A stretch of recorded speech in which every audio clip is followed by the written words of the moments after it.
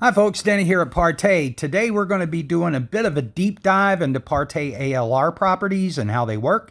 Additionally, we're going to cover some items in Rogier's latest video, or at least one of his latest uploads with the PowerPoint. You may recognize Rogier from DIY Supreme Screen Paint channel. Specifically, we're going to hone in on the ALR slide and maybe make a comment or two about the white screen slide. And I've got some other things I want to cover off on you. Just some of it's going to be opinion, some of it's going to be fact, and I'll try to highlight those as we go. So let's get started.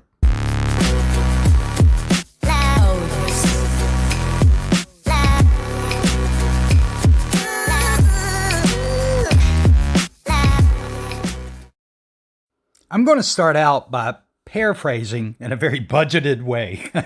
Andrew Robinson from his channel, and I've got a link in the description below to the video upload that I'm talking about. But here's a guy who knows his stuff, right? Has been an audiophile and came out with a video upload that I think is one of the best commentaries that I've ever heard from somebody who truly knows their stuff. And that's essentially, and here's the paraphrase, do what you like.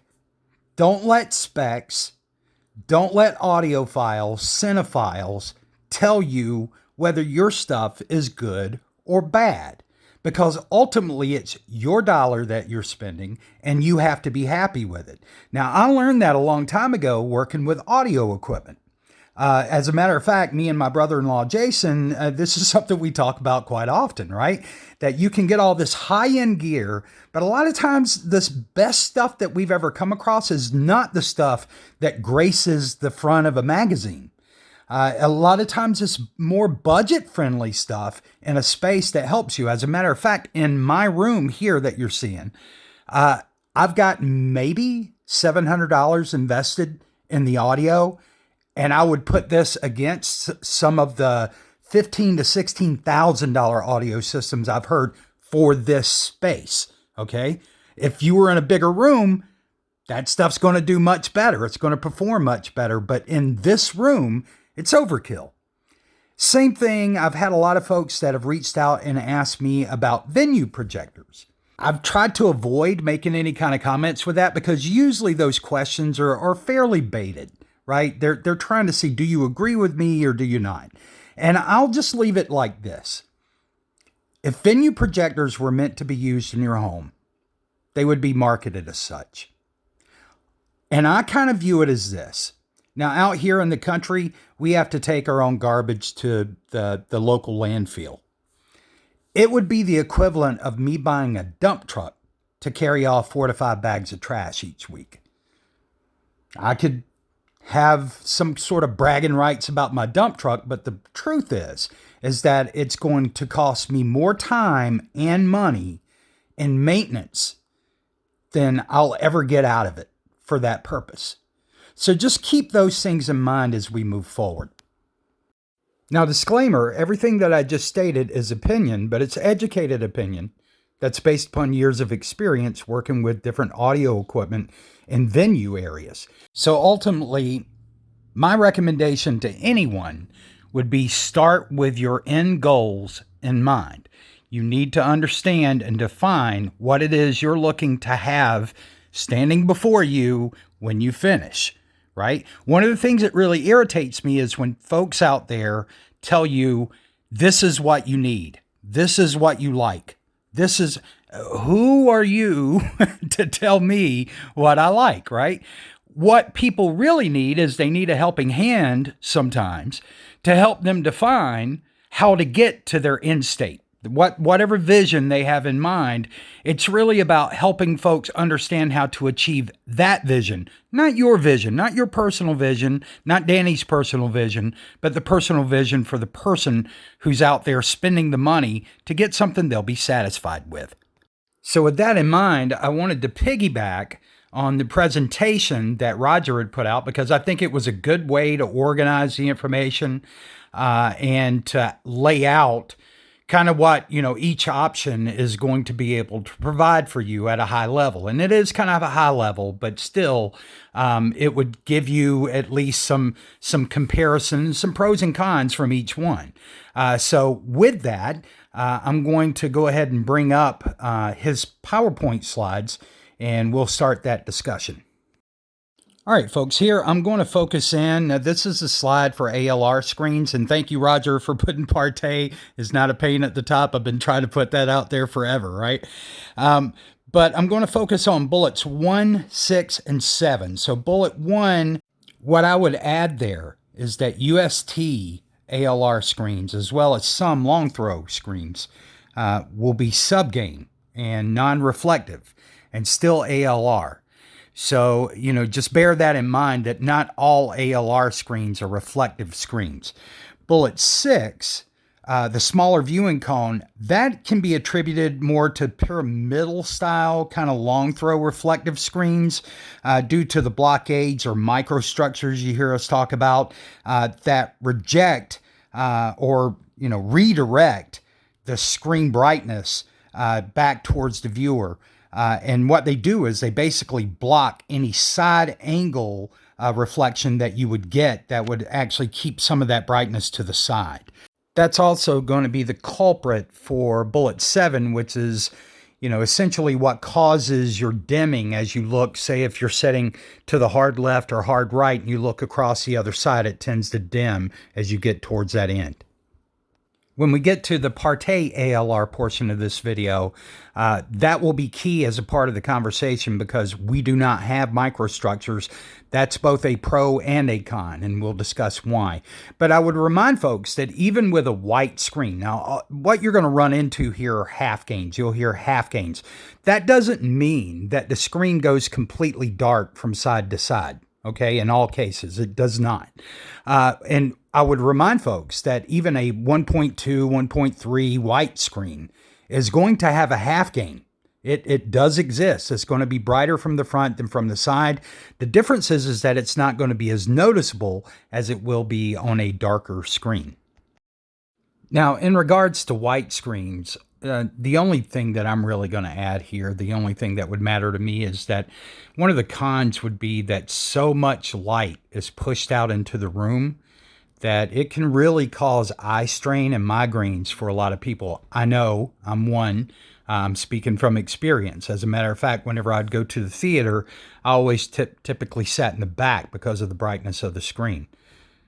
Well, that's kind of half the story. Actually, a lot of times I was sitting in the back because that was the makeout area.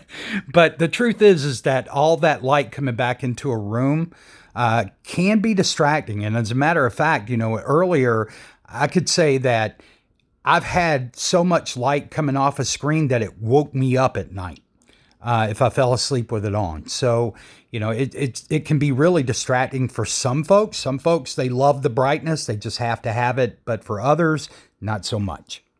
Now, I'm not going to bring up the slide, but the slide referring to black screens, I do believe that black screens have a place. I don't believe that they have a full place in general viewing. No.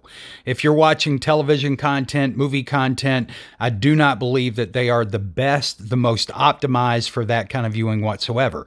For graphical representation or for, small screen gaming, I think they're luscious. I'm just going to be honest with you. If you've never done that, then it's hard to understand and speak to it. But I would say there is a place, but it's definitely not general viewing.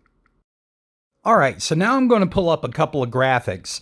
I'm going to pull up a graphic for PARTAY ALR, and then I had a second graphic, and even as I'm making the video, I'm thinking maybe I shouldn't do that, but it's basically a comparison of PARTAY's ALR product versus a standard paint mix and what you would expect light, or how you would expect light to interact with it. I think we'll hold off on that. I'm just going to show my graphic, and then if there's any questions, we could always bring up the graphic later for further discussion. So here we go. We're going to go ahead and bring up this. Okay, some immediate things to note is that your projector's at the bottom. You've got a line running straight up. That's to represent your projector light going to the screen. Those 4 stacks are to represent the 4 layers. Now, I've got it separated so that you can see that. But understand that when you paint a layer over the other layer, they don't merge in a sense. They do not merge, but they do bond to each other. So, and none of the layers would be as thick as that representation shows, but it's just meant to, so that you can understand kind of what's happening in there.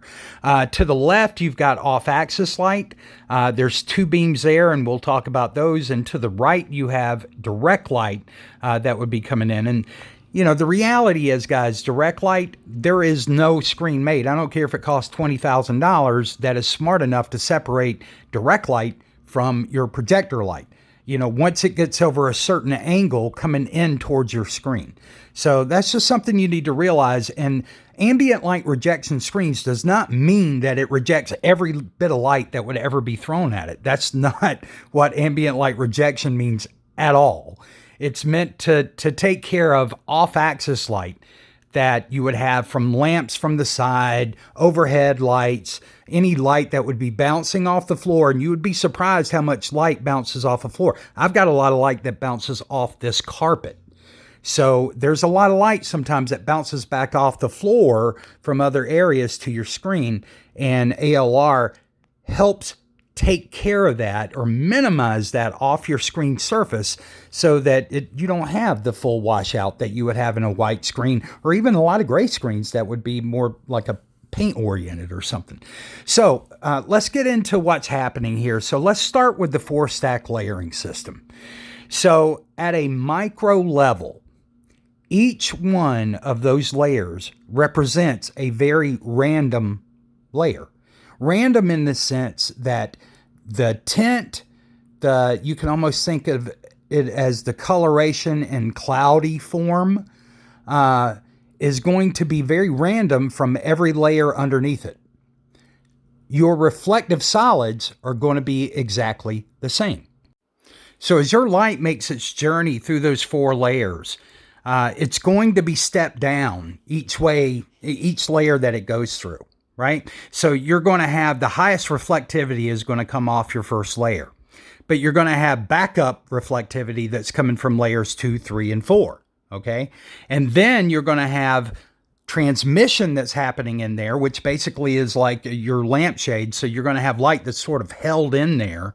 And then you're going to have some absorption that's happening along the way, right? So as you get further back towards the back of the screen, towards the substrate, you've got a lot less reflectivity than you do from the front, but you've got light buildup all through there, right? How does that help? Well, if you look at the off-axis light that's coming from the left there, primarily, the bulk of the light that's going to come in from the side and hit the screen is going to be reflected off. Now, that's speaking to the glare that Roger had mentioned in his slide. Now, to offset that, basically just don't put anybody in the direct opposite. Don't put a seating area maybe right there in the direct opposite. Or if you do, they're just going to have to pull down a shade or something in the afternoon if you don't want to see that. But looking from the front, you're really, like we've shown before, you're not really going to notice that, right?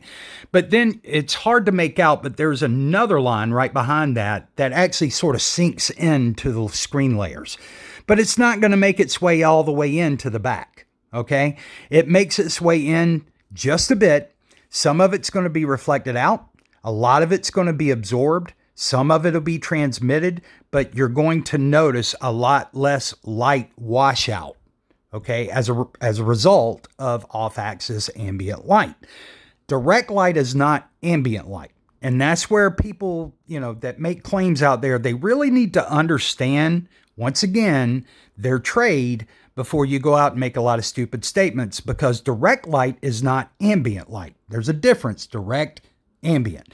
Direct light is going to be any light that's coming directly towards the surface that the projection screen is not going to be smart enough to understand it's any different from the projector light, even though it may be coming in at an off angle in a sense, but it's still a really sharp angle that it's coming in. Say, for example, like that's probably, maybe 10 degrees or 15 degrees off center from that edge. That's pretty much direct light. And the screen's not going to know how to handle that, so it will wash out those areas. That is why a 50,000 lumen projector will still be washed out by the sun midday. Now, I've had some other folks that have reached out and said, basically questioning why I say a black screen is not an ALR screen. And I'm going to cover that in a future upload. We'll talk exactly why just a screen being black, and especially if it's a Lambertian black, it is not going to be an ALR screen. And we'll give you examples as to why that is. I would also state that the propaganda surrounding gray screens being obsolete and, black is the future, I would just highlight that the truth is, you do a little bit of research. For one, there's only a handful of black screens out there, and that's looking across the whole community, right? Whether you're talking about manufactured screens or paint mixes, there's only a handful. Most manufacturers do not have black screens, and there's a reason for that, okay? And gunmetals do not come anywhere close to outselling gray screens. So the reality is a lot of the screens out there, like the black diamond screens, they're not black. At best, one's a dark slate. But your highest selling screens are still in the gray families. And there's a reason for that, guys, especially when it comes to general purpose viewing. There's not going to be much above a dark gray screen that many folks are going to want to sit and watch. That's just the truth. And sometimes you have to see it for yourself. And if that's the case, understandably, once again, I'm not here to tell you what you should like. I'm just here to tell you what each one will do. Okay, so with that, I'm going to close out. If you have any questions, if this raised any questions for you, feel free to leave them in the comments, and we will talk to you soon. Take care, guys.